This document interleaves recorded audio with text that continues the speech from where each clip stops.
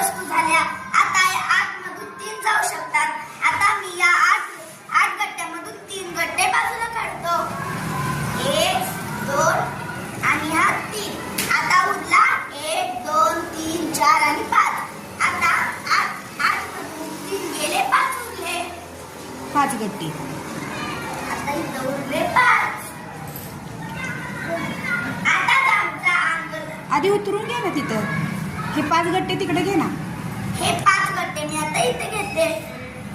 हे 2 4